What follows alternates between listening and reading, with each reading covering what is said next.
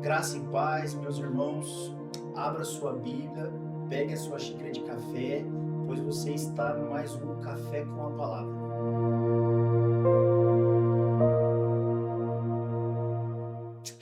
Amém, irmãos? O texto que eu quero meditar com os irmãos hoje encontra-se em Mateus 26, do 31 até o 35, amém? Então Jesus lhes disse: Esta noite todos vós vos escandalizarei comigo, porque está escrito: Ferirei o pastor e as ovelhas do rebanho ficarão dispersas. Mas depois da minha ressurreição irei adiante de vós para a Galiléia. Disse-lhe Pedro: Ainda que venhas a ser um tropeço para todos, nunca o serás para mim. Replicou Jesus: Em verdade te digo que nesta mesma noite, antes que o galo cante, tu me negarás 3 vezes. Disse-lhes Pedro: Ainda que me seja necessário morrer contigo, de nenhum modo te negarei. E todos os discípulos disseram o mesmo. Amém. Que palavra gloriosa. Nós, nos outros devocionais, nós temos tratado sobre os discípulos, de como Jesus os chamou, de como eles responderam. Neste devocional em específico, quero tratar de como os discípulos eram. E espero que você não se escandalize, mas eles eram inconstantes. É o que a palavra nos mostra.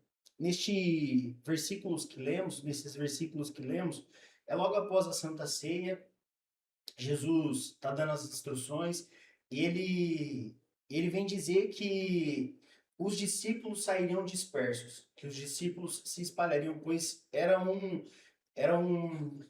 o profeta havia profetizado que isso aconteceria. Então, Pedro, cheio de ímpeto, creio eu, se levanta e diz que ele não negaria Jesus, que ele de maneira alguma sairia de perto de Jesus, se fosse necessário, morreria com Jesus. E Jesus o adverte. O que nós podemos aprender aqui? Que esse é um tema muito pouco tratado nas igrejas, a inconstância. A inconstância. E quando olhamos para os discípulos de Jesus, nós percebemos que eles eram profundamente humanos, assim como eu, assim como você.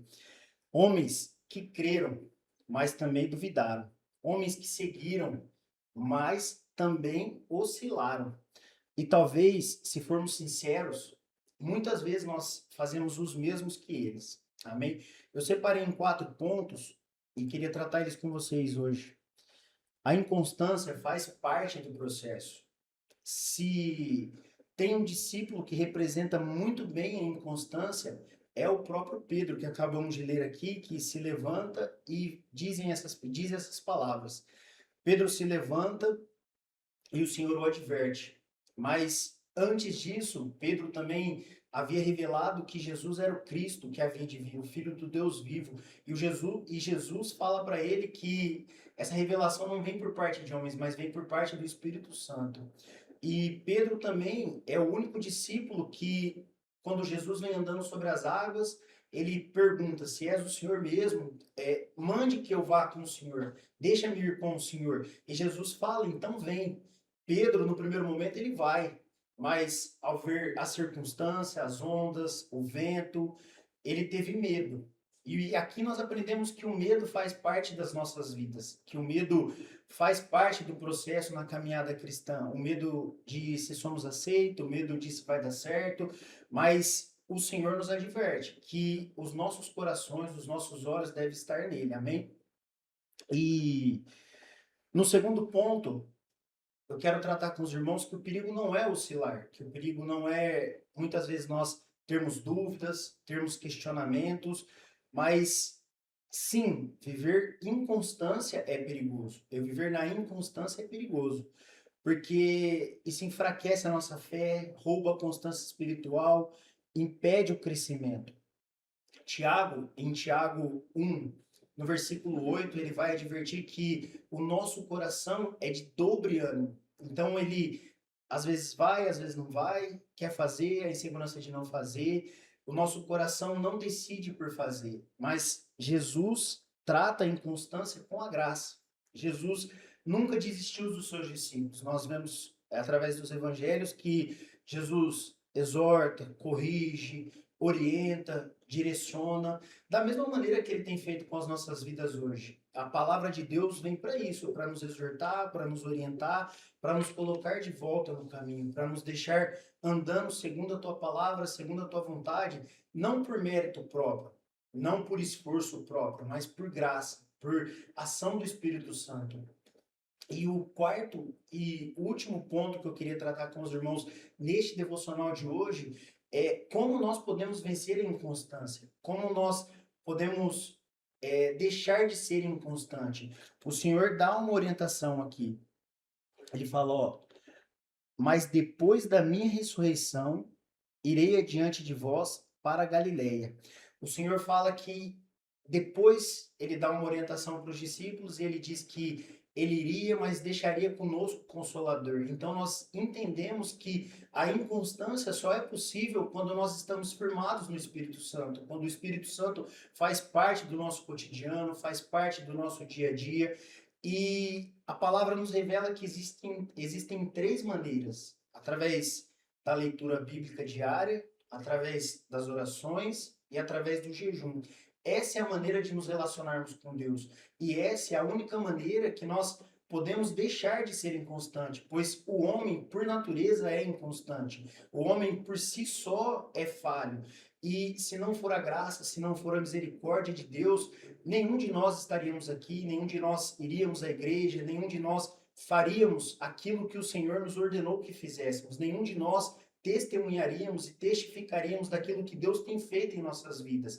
Isso só é possível através da ação do Espírito Santo.